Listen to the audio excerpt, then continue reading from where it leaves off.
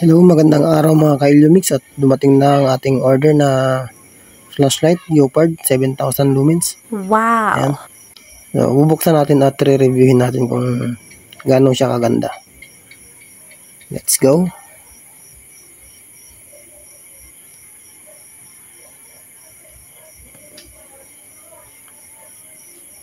Ayan, napakaganda ng kanyang packaging.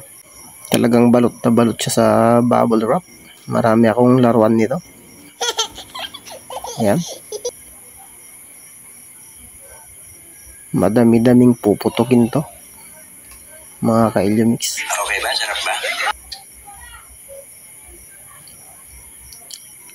So, ito nga pala yung kanyang libreng box. Okay. Hard plastic po yan. Hindi po yan basta-basta nababasag. May libre ring extra na battery na Leopard 18650 at charger. Yan, yung charger niya is hindi na kailangan ng ulo ng cellphone at cord. May sarili na po yan saksakan.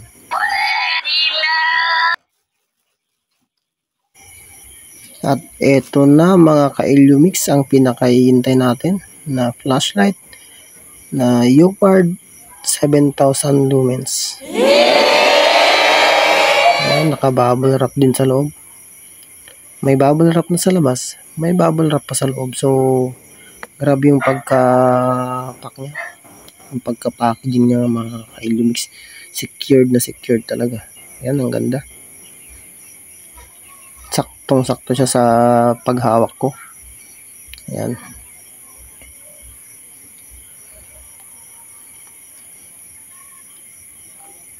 Meron din siyang parang extension ng battery para sa 18650. So papalitan ko siya ng 26650 na size na battery at ititesting natin kung gumagana siya mga ka-Illumix.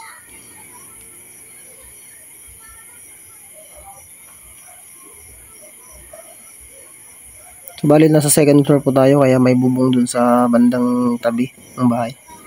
Ayan guys, gumagana. Ang ganda. Kahit isa lang yung function niya is aux to aux sa akin yan. Walang problema yan.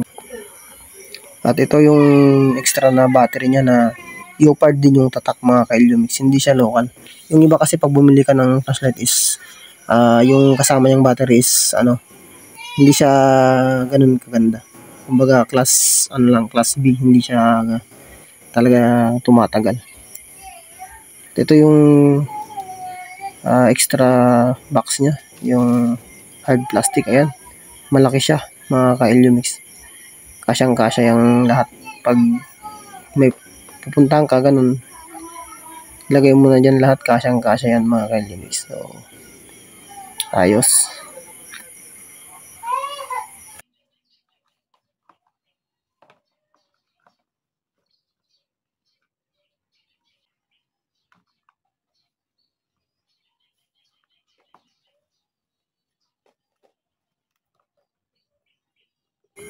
O, ayan, di ba? Kasyang-kasya yan. Ayan, try natin. Gaano ba siya tumatagal yung ganito kalakas na klase ng flashlight. Ayan, testing nga natin guys kung gaano siya katagal. So, 5:37. Ayan. So, naitulog ko guys. Hindi ko na malaya na meron pala tayong tinetesting na flashlight. Check natin kung okay ba siya. Ayan. Tara. Let's go. At ayan, 9:46 na ng gabi. Ayan, time check. Kanina is 5:37. Eto, buhay pa rin siya mga ka-Illumix.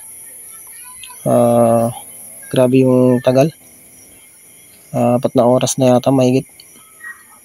Ayan. At parang aabot pa siya ng 5 oras. Ayan.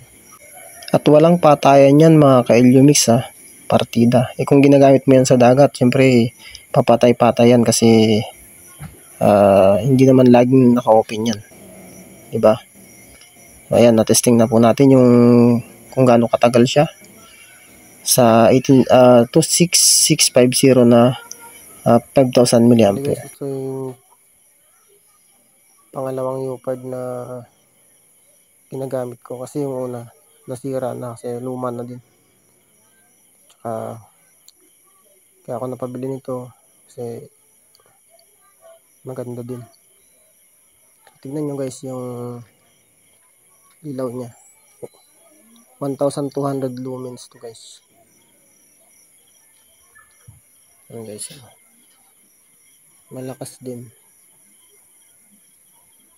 Ayan. Malayo na guys ng ispano pero abot pa rin. Kahoy. Medium. Ito yung blinker niya. Ayan guys. Ito yung 1,200 lumens. Ngayon iti-testing naman natin yung bagong UPAD na nabili ko. Yung 7,000 lumens. Let's go! So ito na guys yung 7,000 lumens na kakarating lang. Yan. Tinesting ko na rin yan kung gaano katagal. Umabot siya ng 4 na oras mahigit. Single bat lang yan mga ka-Illumix. 26650 yung size ng battery niya. 5,000 mAh. So testing natin guys.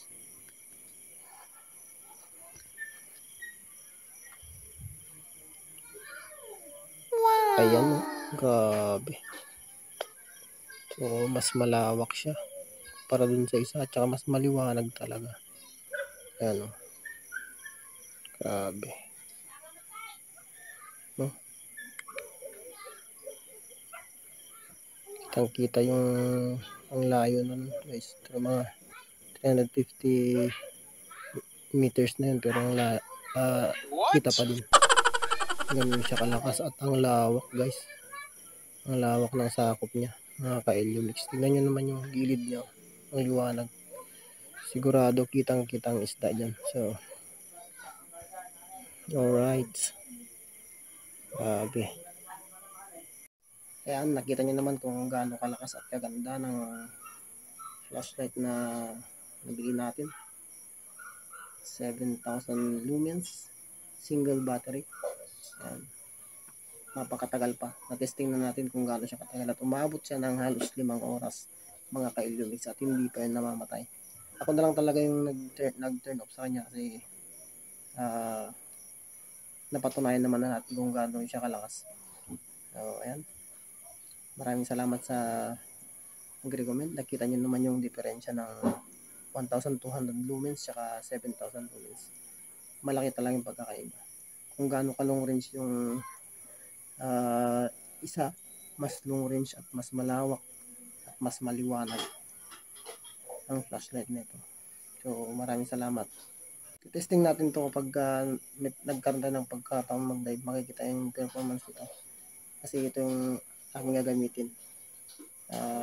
So ayan, hanggang dito na lang. Maraming salamat sa panood ng aking mga vlogs. Sa mga supporters ko yan, walang sawang nanonood. Maraming salamat. Kung nagustuhan mo yung mga ganitong klase ng adventure, pa-subscribe naman, like and share para malaman din ng ibang hindi pa nakakaalam ng ganitong klase ng adventure. So God bless us all. See you next adventure.